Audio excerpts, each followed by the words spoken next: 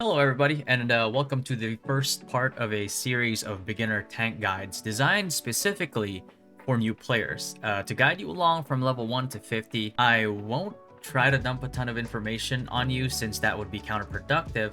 So that was a fucking lie. What I will do, however, is guide you along the way while explaining why you should do certain things or get certain gear. That way, you can copy my recommendations while still understanding why in the process, because what I want you to do is I want you to kind of like follow the guide, but at the same time understand why I ask you to pick certain gear. That way, if somebody asks you, you can say that you are not just parroting information. What you are doing is following along the guide, but understanding why in the process, and that way you're just not blindly following my lead and instead understanding my thought process in choosing certain types of gear, especially as a free-to-play player or just any player in general, right? And in that way comes the hopes of you understanding everything along the way as a player, not just following this guide all the way through, copying everything, and by the time you get to level 50 you're just lost, right? Like, that's not something that I want to have as an effect of somebody following this guide. I will not cover tier 2 gear, mainly because the game has been evolving at such a rapid pace, and I don't know how the end game will look like by the time we actually get to tier 2 gear, because the gearing system right now is in kind of like this Russian roulette. In just the past few days alone, or past week, we've already had gear changes to tier 1 gear. Just to put that into context, tier 1 gear has been the same since launch in Korea to present day, or to the past week, and that is about 8 months of the game's life. So the fact that there's certain changes, certain buffs, and then certain nerfs to make tier 2 relevant kind of tells you that you can't really guess. By the time that we get tier 2 gear in our global release, the tier 2 gear right now to the tier 2 gear then might not even be the same. So that's why I don't want to do that, because I don't want to mislead you and have you just like watch that, right? And then follow that even as the gear changes come. I want it so when tier 2 gear does become available to us in the global patch or in the global servers, I want it to get to a point where I can then release a guide that is up to date. And this is basically what this is. It is an up-to-date guide following the big patch and big changes that the devs just kind of like dumped on us about less than a month before the start of the global servers, right? So to start, for beginners, we are gonna go over to our codex. So you just have to press escape, just go to codex here, or press J, and then just as an intro, you have your adventure codexes, which is your main story quest. You have your exploration quest, which is basically your side quest. And the biggest thing that I'm going to tell you here right now is in the Lazland region, you can notice that I didn't do any of these side quests because you don't have to. The experience that you get from these quests are so inconsequential that you don't have to do them at all.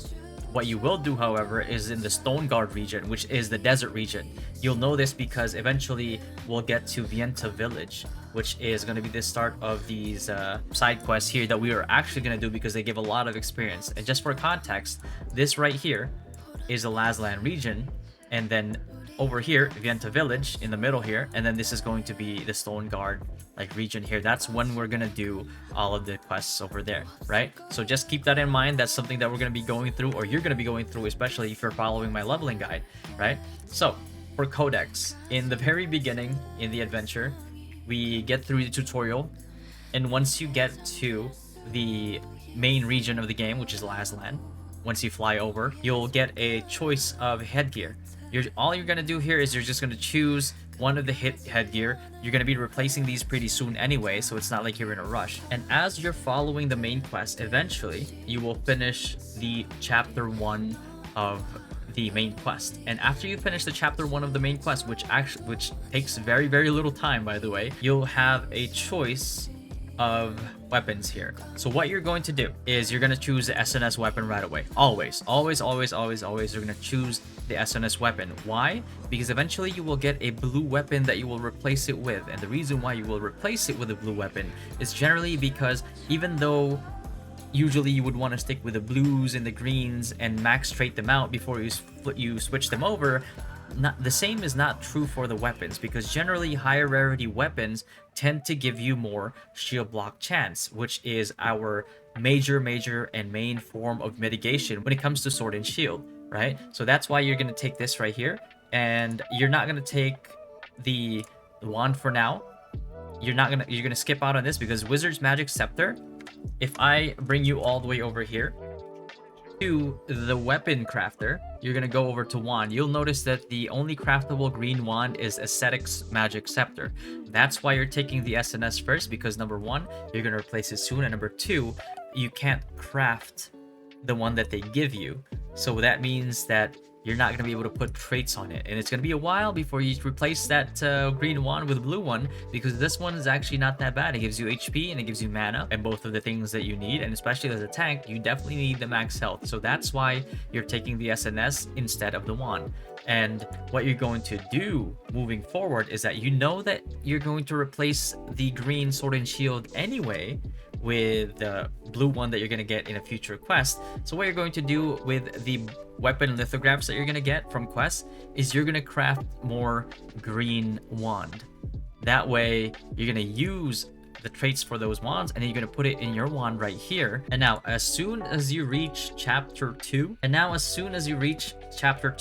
of your main story quest, certain quests in this MSQ will give you lithographs, right? So basically lithographs are just they're just blueprints, and when you get a weapon lithograph, you can craft green weapons for green lithographs. And same thing here with another part of this story with the armor lithographs. So you'll start doing chapter 2 and chapter 3, and as of chapter 3, once you get to that point, your lithograph count at this point is going to be 1 weapon lithograph. That's the one that you're going to be using to craft your green wand.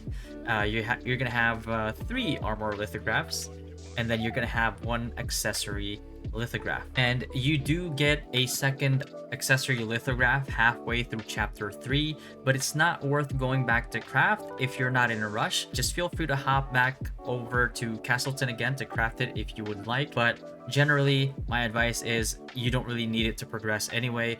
I will just wait until you get to Vienta Village, which is the next town, which is the town that I showed you, and then craft it there, because you can craft stuff there anyway. You'll actually notice on the side here as well that there are appendix ones. You're gonna have to look on the right here, because by the time that you're getting done with chapter 2 all the way to chapter 3, you want to finish all your crafting quests. You'll get a weapon crafting quest and an armor crafting quest. You'll get an accessory crafting quest, and even all the way here, you will also get a skill book crafting quest, which is just on the other side of these stalls over here, which is right there, skills research for Adrian. And as for the equipment that you're going to be crafting, I already told you what the weapon's going to be, and we're going to move over to the armor crafter. You're going to be crafting your cape first. So what you're going to do is you're going to end up crafting this combat soldier's cloak before the hit 15, because hit will dictate whether your CCs and your curses hit, and nothing sucks more than having to apply a curse on a mob, especially in this leveling process, and then just have it miss, and then you're waiting on a cooldown. That always feels bad. And because if you're following my leveling guide, you will be ahead of the curve, but you will also be ahead of the general leveling curve when it comes to the mobs that you're hunting. So you're going to be hunting mobs that are 3, 4, 5 levels higher than you, and because of the innate dodge mechanic or evasion mechanic that applies more when you level gap somebody, it starts to make a big difference, and you want the hit from certain items like this cape right here to kind of make up for it. And one of the reasons why I want you to choose this cape first is also because capes in general are not easily replaced. So what you're going to do is you're going to use this cape for now, and when you get armor, once you get your armor lithographs, your armor blueprints, I want you to keep crafting this cape and try to get certain traits that are advantageous to you. One of them being max health, and the second one being skill damage resistance. That way, even though it is an uncommon rarity or a green cape, as opposed to like wearing a blue or purple cape right away, it will actually provide you with more effective stats in hits and in mitigation as well, and effective HP. So it's actually way better than your blue options in the early game, early to mid game even, right? Because even if you get a purple cape, you don't want to replace this cape anyway. You don't want to replace it because the purple capes that you're going to get later on are not really going to have a lot of traits on them yet. And also because one of the reasons why is if you go into co-op right here, we're only going to have tier 1 dungeons. If you go through each and every one of these tier 1 dungeons, you look at this Archpriest devotion. It's like, wow, crit hit, mana regen, cooldown speed. And then you look at the traits and it's like, wait. It doesn't give max health. It gives max mana instead. You don't even want this, right? Only good thing right here, right now, is probably like your skill damage resistance, and maybe slightly okay-ish is mana regen. So why would you try to replace it with somebody that's a lot more expensive to trade up when you have a perfectly fine green cape, right? And same thing is here. If you can see the Barbarian's Cloak weaken chance, which is really nice for curses and our sleep and stuff in mana regen, because we do suffer from mana regen if we're continuously healing, like doing our triple heals with wand. Then that makes a lot of sense. But if you look at the trait list again, boom, max mana. I know it's frustrating, but that's the reality of it, and that's like the trap that a lot of people kind of fall into because they rush into these and then they go, oops, I just gave up my green cloak. Turns out I lose HP over this. You know what I mean? So that's not a trap that you want to go into, and these are one of the traps that I would say are expensive mistake traps, because then you're stuck with a prettier color item, if assuming that your favorite color isn't green, and you are stuck with something that has inferior tankiness and you're playing a tank, right?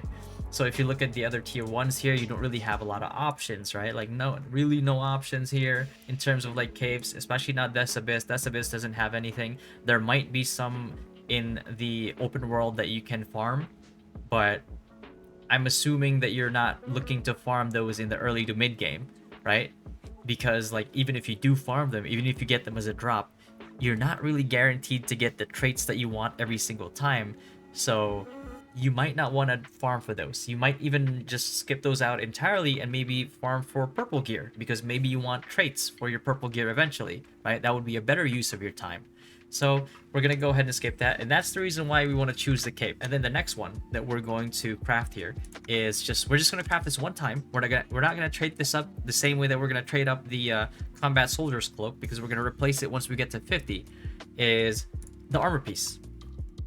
And I'm going to recommend to you the Assassin's Leather Armor, because it gives you hits, which is really good, and melee evasion. Now, it doesn't matter if you are deciding to go endurance for the early game, because I'm guessing, and this is a guess, that if you're following my guide for this SnS wand build, you're probably following my guide for leveling as well, which means that you will probably reach level 50 ahead of like 99% of the population, right? So what's going to happen is by the time that we get to the first PvP event, chances are you're going to outlevel a lot of people, and this is like the first, second, third day, right? So what's going to happen is you're going to have that level gap, and naturally with that level gap comes a difference in evasion, naturally. And you will experience that with players, you will experience that with mobs as well. So the additional melee evasion, although it doesn't seem like a lot, actually is effective evasion at that very short critical period of time. And that's something that a lot of people tend to overlook. And that will give you a lot more survivability until you inevitably change it within like day 2 or 3, depending on when you get your dark set from Death's Abyss, right? So we're gonna go ahead and get the Assassin's Leather Armor. And again, the rest of your lithographs for armor, you're going to craft it for your cape. You're going to try to trait this out as well as you can and get the max HP and get the skill damage resistance as much as you can. And this cloak will serve you well into the mid, closer to late game. And for the accessory, and out of like all these accessory slots, you can also choose to go for the ones that have mana regen in them, right? That's completely okay. As a sword and shield wand, one of your big weaknesses is definitely your mana regen. But if you want effective gearing wherein you're not wasting anything for the most part, because there might be some wastage as well, but just not as much as like getting rid of a full accessory piece. But if you're trying to go for the straight up I'm gonna carry this item the same way as I will with the cape, and you're gonna carry it into the mid game, which is when people are starting to do more dungeons at level 50, which is probably going to be around like the 1 week mark, 2 week mark, or something like that. You want to craft this right here, the Crude Conquest Bracelet. The reason why you want to craft it is because it provides you, again, a big amount of evasion and a big amount of endurance. Endurance is always effective. Melee evasion, even if you're not building it, it will be effective in that short critical period that we talked about, but also because it will give you your max health and your skill damage resistance as well. So what's going to happen is you're going to be carrying this through. You're going to be carrying this item through the same way that you will the cape, because the next ones that you're probably going to use to replace it, our chances are, is going to be like the Beast King's Gilded Bracers, which gives you perception, which you do sorely need. Everybody needs it. And also because this one gives you max health and skill damage resistance. And eventually, if it is within your meta, then you want to go with collision resistance or even debuff duration if collision isn't quite in the meta in your server, right? So the other option that you would have here eventually as you replace it, and you won't be able to replace it anytime soon because you're gonna have to trade these up as well, is the Spectre's Frost Bracers. And this is more for the evasion lovers out there. The problem with this one is it doesn't have max health. It has max mana. You don't really want to lose out on that health as a tank because it's very, very, very, very, very crucial for you in order for you to survive, whether it's tank buster mechanics in dungeons or just immediate HP, just enough for you to survive, especially as a wand user. Your goal as a wand user, and what makes like wand users so annoying, is that if you can't kill them within your CC combo, if you can't kill them within that time frame and they get up, guess what they're gonna do? Or guess what you're gonna do? You're gonna heal up all the way back to full, and everybody else that was trying to kill you will be very, very pissed off, and you're gonna be laughing to yourself while you're basically just running around pissing everybody off, right? And that's why you want to choose that bracer, right? It's easier to trade up max, and you're gonna be using it for a very, very long time. So in terms of blue gear, eventually, as you go through the quests here, you will eventually get to a point where you finish all these chapters and you will have options. You will 100% have options. One of the options that you'll have starts at chapter 4. Now, this is crucial not just for the DPS, but also for the attacks, especially in the early days when you want to do a little bit more damage on your way to leveling up, or you want to do a little bit more damage on the first few dungeons that you do before you guys gear up, before you don't have to worry too much about getting gear checked by some members not doing mechanics. And so the first chapter 4, it doesn't quite tell you here, but what it will give you is your first Robert's Rutain Sophia's set piece, which is this right here. You cannot trade it, but it is a very, very, very good starting accessory piece, because at this point in time, besides your bracer, it's not quite realistic to be able to trade up your other accessories anyway. And so that's why you want to choose this one, chapter 4. Tanks, I recommend go for the Robert set. You'll get max health from this. You'll get cooldown speed and magic endurance from the necklace, which is actually really useful for you even in PvP. And then the next one, which is magic evasion, which is whatever, but you get mana regen from it, right? And of course you get the passive effects which will allow you to do more damage, giving you more crit hit and giving you more crit damage for your time. So what's going to happen is your ring slot is going to be this Robert's Focus ring, right? And then your codex under exploration, once you finish this one right here, which is pretty easy. You can do this with a party, by the way, so you can finish it like pretty easily. You can kill these mobs in here in this dungeon, right? You'll have a choice of these accessories right here again. This is the Rutain's one, this is the Robert's one, and this is the Zophios one, right? I do recommend that you go for Robert's. Just go ahead and pick Robert's right here. And in the second open world dungeon is where you get that final 3-piece. It won't be open right away, but sometime during the day in day 1, it will be opened up. You're gonna go to Temple of Siliveth. Temple of Siliveth is over here in Stoneguard Castle. You don't have to worry. You'll get close to this. You'll actually have a quest that lets you go closer to this place. You can decide to do this early, or you can hit 50 and then do this with a group of 50s. I recommend doing this at 50 with a group of 50s, right? And then the other dungeon with the necklaces is basically Silius Abyss, right? Which is pretty close to the beginner areas. All right, so that's one of the things that you're gonna do. So you're gonna have that easy 3-piece. You're gonna have good DPS from it, good stats from it as well. All stats that you can actually use. So you can go ahead and do that for your accessories. And then later on, as you progress through the story, you'll start doing your contracts as well. You'll get these things called contract coins, right, from doing those contracts. What you can do if you don't have any accessories for the other slots as well is you can actually just buy accessory slots over here, and you can go ahead and craft the crude windband or crude meditation belt. So these are your other choices for accessories, right? You already have your Robert set at this point, so you're completely fine with that. And the other thing you can do is your crude wind set right here, which will give you hits and evasion, but most importantly, it will give you a chance to get max health or skill damage boost. If you don't get these stats, it's completely okay, because once you get to level 50 as a tank, you'll do Death's Abyss, and you're gonna hunt for your Brawler's Ring anyway, right? Which is this ring right here in Death's Abyss. This is one of the best blue rings that we can get in the early to mid game.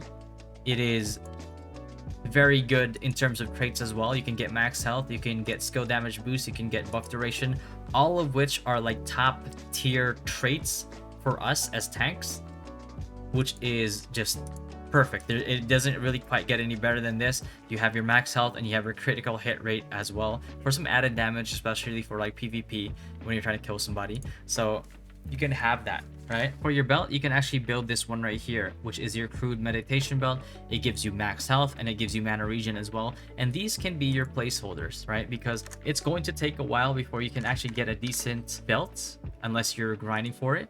Because if you look into the tier 1 dungeons, what are your choices of belts? You don't really have much of a choice here in Death's Abyss. Cursed Wasteland, you don't either. And you go to Butcher's Canyon, this is the only belt that you're going to be able to do. This is the only belt that you should be replacing that belt with, and this one's also going to take a while to trade up, and it's also going to take a while for you to get to this dungeon, because chances are you're going to try to get your Karnak's Nether Sword first, which is going to be your weapon at level 50. So one of the reasons why you want to spam Death's Abyss is because you get a lot of the pieces that you want from this dungeon. You get your Brawler's Ring here, you get your Dark Armor set here, which for the most part, a lot of these things you will be using, because they are easily farmable, also because they're one of the better pieces for you in, let's say, like the level 50 point before you start working on the rest of your purple gear, if and when you get them, right? On the way to 50, you'll start doing all of your stuff there. So 4, again, that was your Robert's ring that you're gonna get from there.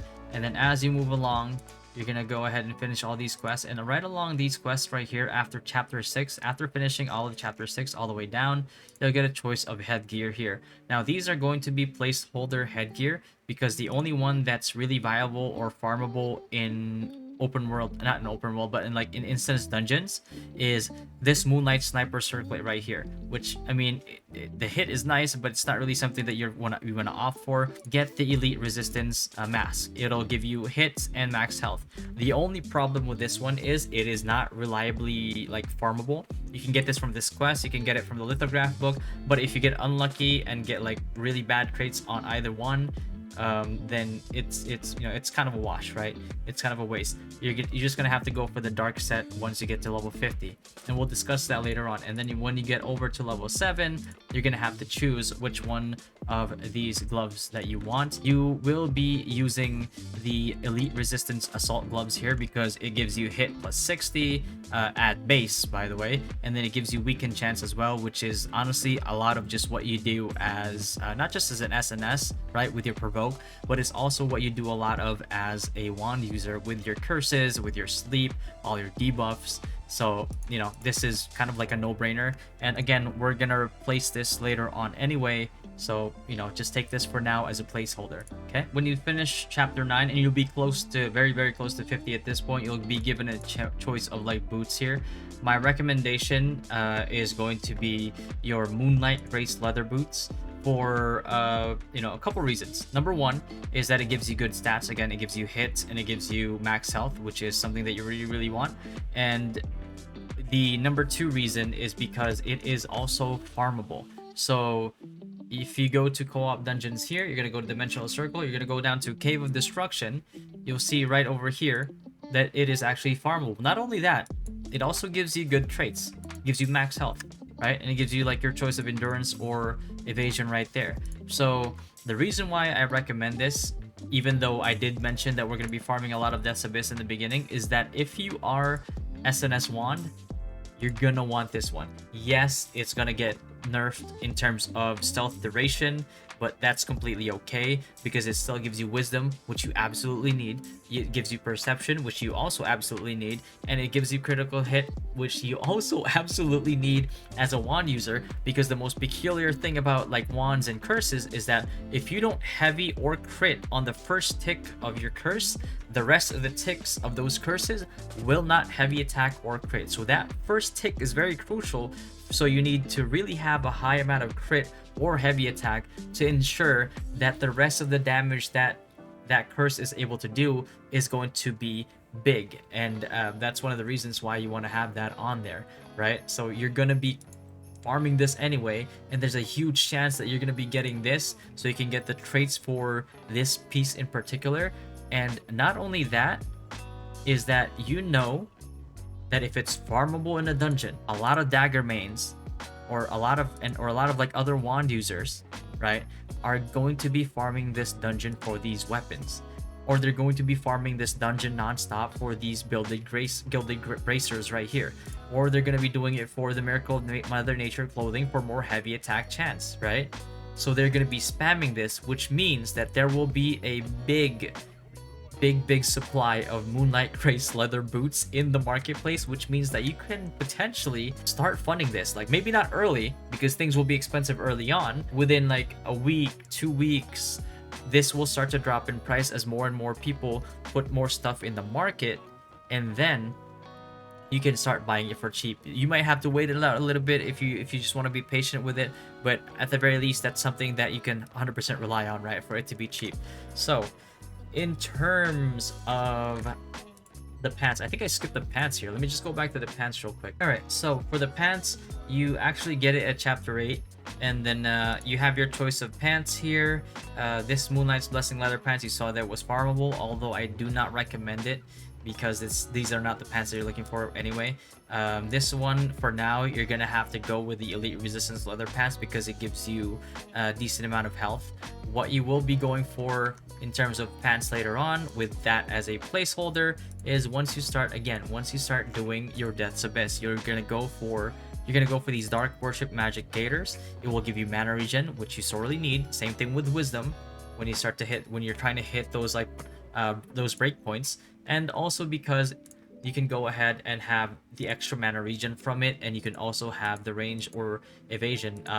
Preferably if you're going for GVGs, probably endurance. If you're going for like arena stuff, maybe go evasion. But that's one of the reasons why you want to go for that instead of going for the Moonlight leather pants, which, yes, it just gives you more weaken resistance and mana regen, and it's just like not as, in terms of like acquiring it, it's just not as immediate since you'll be spamming Death's Abyss a lot in the beginning anyway, right? So just go for this instead. So I've kind of explained like the starting point of a lot of like the gear here so far. So hopefully you have been following along. It's really crucial that you do, because then you'll understand the fundamentals of this game to a certain degree, at the very least, from a very beginner's perspective, and that way it will help guide you along, really, in terms of planning out your progression when it comes to gear later down the line, right? Otherwise, you're just going to be relying on like the next guide that comes out, and without proper understanding yourself, if the guide is bad or if the guide is not, logically sound when it comes to the viability of something being farmable or something having the right traits, then you'll end up suffering ultimately, right? And obviously, I will try my best to put out guides in a timely manner, and I will try my best to give you up-to-date information the very moment that information comes out. But I also want people to come out of my videos and come out of like my guides as a smarter player, essentially, right? That's the goal here. And if you have any questions, just feel free to ask me on stream. Or if you want more immediate answers to your question, especially if I'm not streaming, then, you know, feel free to click that join button down below and become a member, and then join our Discord, where you will have access to the members only channel, where I will be paying extra close attention to even when I'm not streaming. That way I can kind of like divide up my time a little bit, because as soon as this game launches, I will be focusing a lot on content creation and streaming. I will be focusing on managing my guild, which means a ton of spreadsheets. I won't be able to pay attention to a lot of people, and I won't be able to respond to a lot of people as much as I would love to. And that's basically the one like nice thing that I could potentially do for people that go out of their way to support me. Moving along, what happens now that I am level 50, just to kind of show you what this build looks like. So this is something that you're going to be aiming for once you hit level 50. Do note that I have certain traits maxed out here already. You will not, obviously you won't be able to max out these traits like right away, but this is just like a bit of a goal for you, right? So once you get to level 50, Carnix is one of your best friends, right? It gives you a lot of HP, right? And a lot of HP to the point where certain higher value sword and shield will not be able to give you even, right? And then the reason why you want to upgrade later on is because you want higher shield block chance and all that. But for the most part, Carnix will be your best friend for quite a while. So you want max health on it, you want hit and heavy attack chance. The reason why I didn't put crit on here is because you want as high heavy attack chance value as you possibly can, because number one, people are not able to build against it, especially this early. And because number one, you want that curse to heavy attack right off the bat, which doubles your curse's damage, which is very good. It's very crucial as well to getting all these kills that you want to get. And also because, just for example, the tandem of your shield block chance and your shield strike, if you don't know, shield strike basically gets 20 heavy attack per 1% of shield block chance, right? So that's pretty huge, especially when you have your counter barrier popped, right? So in terms of that, you're going to go ahead and go for heavy attack chance, because it just works really well with your kit. Same thing when it comes to like Warrior's Grip, you're gonna go for hit as well, because you just don't want to miss, period. And then your heavy attack chance as well. And then buff duration instead of critical hit, because buff duration is just such a very crucial stat for us as tanks, because we rely a lot when it comes to mitigating on counter barrier and a lot of our other defensive buffs, right? Like Fortress. So one of the reasons why you want buff duration the most. And then again, Dark Warriors, while these like dark pieces are not generally the best set for us, but they are the most farmable with pretty decent stats on them, right? So let's go for your Dark Warriors visor right here. We're gonna go ahead and go for max health, range endurance, and then cooldown speed. All three stats which are also very crucial for us, because again, less cooldown speed means less downtime on our defensive cooldowns. And you might have guessed, we're still sticking to our green cloak here. We're going to be keeping this guy for a little bit, right? Before we can reliably farm other cloaks that we can not just get the first piece, but also trade it up to surpass the max health and the skill damage resistance that this cloak is able to provide us, along with the hit and the defenses, right? And then we get to the Dark Warriors resistance armor. Again, this is from Death's Abyss, gives you max health, gives you the endurance that you need. The reason why I put buff duration on here, and if you notice that there's a lot of melee in your server, get rid of the buff duration and go with melee endurance, right?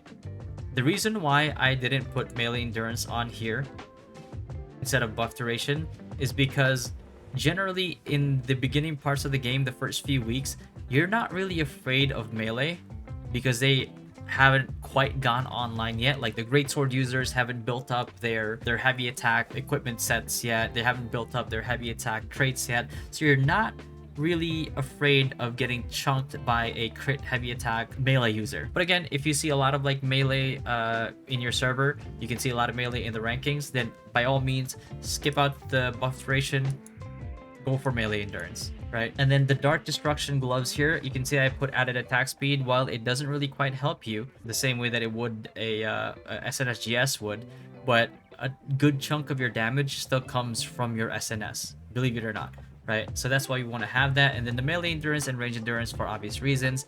And then same thing with the pants. We want the mana regen because, again, mana and wand kind of like hand in hand. Mana issues with, you know, SNS wand really all together. And we're gonna go with melee and range endurance for this one again. And the Moonlight Grace leather boots, which we got one for free, and we can farm this in the Cave of Destruction. We're gonna get max health from this to get back some of the health that we lost by going mana regen on here, because they don't have the max health traits. And then the magic endurance and range endurance as well, because magic hurts like hell when it comes to tanks. And then you get your Robert's focus, and then your Robert's focus ring. Again, there is a third piece, which is a bracelet. You can choose to go for that if you want to, for more stats, for more damage. But what you can also do is just stick to Crew Conquest bracelet when you want more tankiness. Then you want to go with this one right here with the max health and the skill damage resistance over the Robert's focus bracelet, which really only gives you the mana regen 60 and the magic evasion, which if you went endurance is kind of useless for you, right? Like, you don't really care about that, but it does give you the extra critical damage 140 when they have less than 50% health. Robert's ring for obvious reasons. And then we have Brawler's ring, which is hands down one of the best rings for quite a long time. Actually, the reason why you want to get this all traded up with max health, skill damage boost, and buff duration, which are one of the best stats that we can possibly get in the game for tanks especially, is because it's so easily farmable.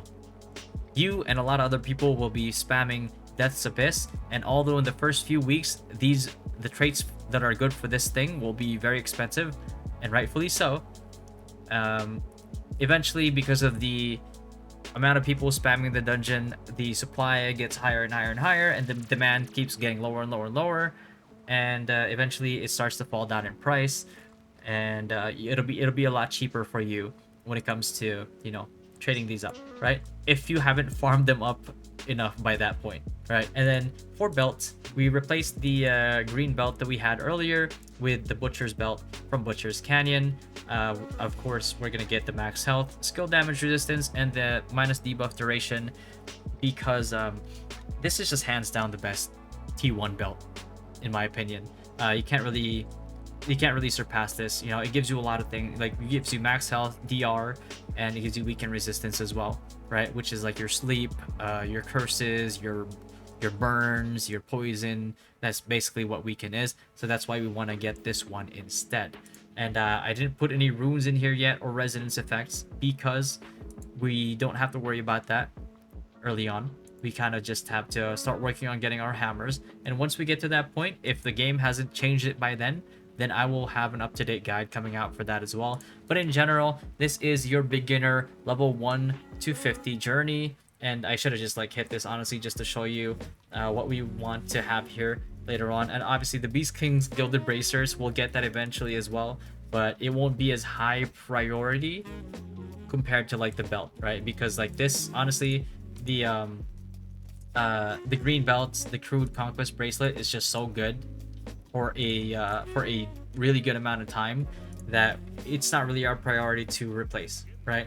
So we're just gonna go ahead and do that. Another thing that I forgot to mention here is, in terms of gloves, is the Blessings of Mother Nature.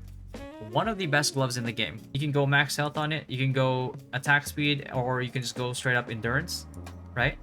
Or defensive stats. The only thing is that the only way that you can get this is through Temple of Slaughter, which is here. The thing is, you don't really have a lot of things in Temple of Slaughter that you would want besides this General's Thunder, maybe, if you are SNSGS, and this.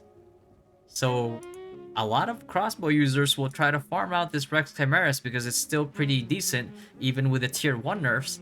But as a tank, not really a lot of incentives for us to go ahead and do this. But hopefully, since there's going to be more DPS in the game anyway than tanks or healers, that there's going to be a lot of crossbow users that are going to be farming this, and they're going to be trying to get the blessings of Mother Nature, and hopefully there's enough that flood the market so we can actually get it if and when we can get it. And this is something that I did in Korea. I didn't build this one first early on. Eventually, once they start flooding the market, then you can start getting this, so you can go ahead and get that max health and that endurance right there, right? So that's one of the things that you want to go for in terms of being tanky and in terms of building your tanks all the way to 50. It's a good thing I actually checked, because I almost forgot to mention this when I put it over here. And again, I put this here as an example as well. If and when you can go ahead and go for the dark ones, right? But the only thing is, it's not as good as the Moonlight one because it doesn't have the max health on it. But that is generally what you would want to aim for once you get from level 1 to 50. That way, now you know your pathway from 1 to 50. And once you get to like 50, that's when you kind of like know when or what to really farm. And you have some direction now at least. And hopefully you have been listening all the way through and basically kind of like have an understanding as to why you're gearing the way you are, or at least like why I'm telling you to gear the way that I have, and you have a deeper understanding of the tank class as a result. If you have any questions, just go ahead and ask in the comments below, or again, just hop onto the stream whenever I'm streaming, and yeah, let me know your thoughts.